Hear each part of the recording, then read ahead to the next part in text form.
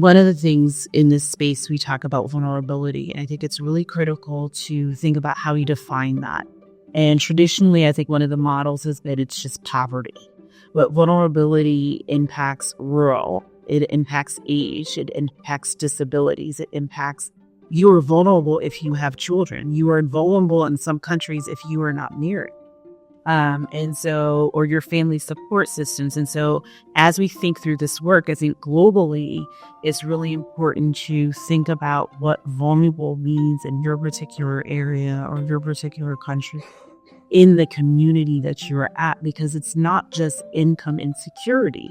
Sustainable housing really is something that should be mandatory. It should be a right, especially in light of everything that's happening with regards to climate, with regards to how much time people spend in buildings.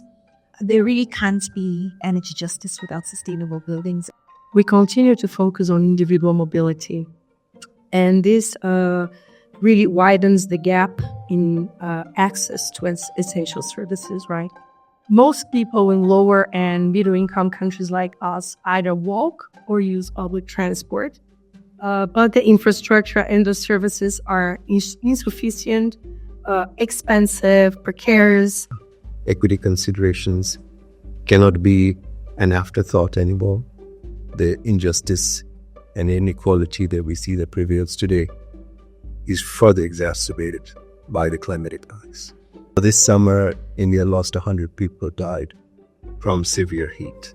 There were 40,000 reported cases of heat stress.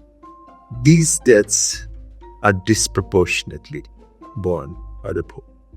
We have the ability to bring appliances that can alleviate some of these problems, that can help people adapt and adjust to these climate impacts that we see. I think one of the first things we have to acknowledge as a community is that a lot of policies that are impacting communities today were not intended to be equitable. Equity wasn't a consideration. And I think we also have to acknowledge some of these policies were intended to be inequitable. They particularly focused on certain communities providing unequal benefits and unequal burdens. So not only are we trying to create policies that attempt to be equitable now, but perhaps dive into equity and social justice, trying to repair past harms. It is very clear that there is no one policy. This is not fixed by one subsidy program, one community solar program, and I think to some extent that's been the approach in the past. We need an absolute kind of framework approach.